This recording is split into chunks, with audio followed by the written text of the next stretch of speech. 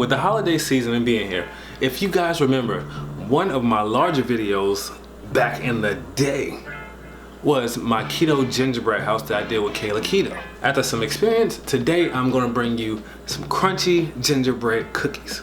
Now, you'll see mine in the shape of tree houses and gingerbread men, but of course, you can do them circular if you want. You can ball them up and smash them down if you feel like, either way around, whatever floats your boat. I want you to start with 1 1/4 cup of blanched almond flour. We're gonna move to a 1/2 cup of sweetener. Now, you can do a 1/4 cup, 1/4 cup. It's really gonna depend on sweetness. Depending on what sweetener you use, if you use straight erythritol, you're gonna have a little bit of a cooling effect. But if you use something like monk fruit or either maybe one of High Key's sweetener mixes, you'll be just fine. You won't get an aftertaste. Or if you're using allulose or xylitol yourself. 1/3 cup of egg white powder. Yes, egg white powder. The secret behind anything crunchy here when you're dealing with keto and lack of gluten, you have to keep things as dry as possible. What you want is, you want moisture, but you want enough just to allow the crumbs to stick together. And if you notice, typically I'll do coconut flour, but I'm not doing coconut flour because coconut flour doesn't get crunchy. 1 teaspoon of gelatin powder, beef gelatin powder to be exact, but regular gelatin powder will work fine, or if you have konjac powder in the house, that'll work as well. So, you may be sitting here saying, why are you using beef gelatin powder? Because I've been told beef gelatin powder makes cookies chewy. Correction. You are correct. Beef gelatin powder doesn't make a chewy effect, it makes a sticky effect because it's collagen. What happens in this is, when you're using eggs and things like that, what it does is it allows the crumb to stick together. So when you're chewing it, if you notice, it'll stick to your teeth. So it's a little chewy. In this recipe, only thing we're doing is helping keep the crumb together when we're mashing it, and we take the molds and we separate it out. That's all it does.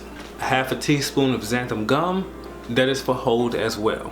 Actually, the egg white powder, that won't kick in until the cookie gets to a certain temperature, and then the egg white powder actually form the proteins together to help with the hold of the entire cookie. 1 tablespoon of ginger, 2 teaspoons of cinnamon, and 1/4 teaspoon of cloves.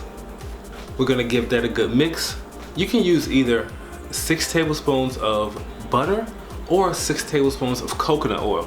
I have cooked it with both of them, and to be honest, I can't tell a difference in the taste afterwards. I can tell a difference in the baking because the butter has a little bit of water in it, and that water does bake out of the cookie. But coconut oil, nothing cooks out of it because, you know, there's no water in oil. 2 teaspoons of blackstrap molasses. Now, if you don't want to use it, don't use it at all. But simply what blackstrap molasses does is it helps to bring the effect of brown sugar, because brown sugar is sugar with molasses in it. 1 teaspoon of stevia and 1 teaspoon of vanilla extract. Get your hands in there, mix everything around, and you'll notice that it's already sticking together. Now, a quick tip. If you're looking at the dough right now, you'll see how it's sticking together. But the thing is, the more wet it is, the less crunch you'll have, and the more dry it is, the more crunch you'll have.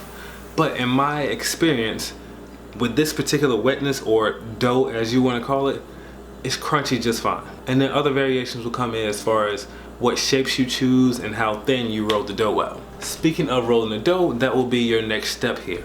You want to roll the dough with 2 sheets of parchment paper. It actually spreads out very, very easily. There's no issue with it. And what you want to do is, when you roll it out, you'll have it flat, and then you'll make your mold. After you make all your molds, what you want to do is you want to roll the dough back up and then roll it back out again so you can get all of your cookies. You should get anywhere between 15 to 17 cookies out of this. For my macros, I'm going to do 16 cookies only, but you should get anywhere within that range. Once you make the mold, you can easily pick the cookie up. Now, you still have to be fragile with it because it will break clearly. But, you know, it's not like it's super fragile, like, you know, one little small move and, you know, it just crumbles. No, it's not gonna do that. And 2 things I noticed. 1, the last time I made this, the cookie came right up with the mold or whatever. This time it was a little bit more resistant. So you may not have to deal with any resistance with yours. You're gonna place these on a cookie sheet and bake them in the oven for 10 minutes. We're actually 7 to 10 minutes at 350 degrees. I would definitely check these at 7 minutes. You don't want the edges to get too brown. Essentially what you're doing is you're getting the cookie hot enough for the egg proteins to activate. And then, you know, just to dry it out a little. It doesn't have to be golden brown. Just a little browning at 7 minutes, and you can pull those things out and allow them to sit on a cooling rack or in the pan if you want. I removed mine in the pan because when I used butter, some of the water leaked out, so I didn't want it to sit there in those juices or in the water or butter. So you probably wonder, is this cookie crunchy? Let's see if I'm gonna put it close to the mic and see if you can hear it. Snap! Did you hear the snap? The snap. It's crunchy. Yeah. And it tastes like a gingerbread cookie. That molasses really does wonders, and it adds very, very little to the overall recipe. Please remember, keto is not a food, it's a metabolic state. And 2 tablespoons of molasses, unless you just take them straight to the head, is definitely not going to affect you at all. This kind of reminds me of my gingerbread recipe, except it's far better because, you know, just the skills that I've gained over the years, they're far more crunchier. Because see, before they didn't get crunchy like that. But anyway, that's all I got. If you guys got any questions whatsoever, hit me in the comment section, ask any questions you want. If you enjoyed the video, give it a thumbs up, and I will put the full blog post below for those cookies itself. You'll get the macros and everything of that nature. As of now, I have not calculated the macros because it's still early in the game, but I will do it by the time you see this. I am Darius, this is Sugarless Crystals, your sugar-free destination of YouTube. Enjoy me. I'm guilt-free. Indulge.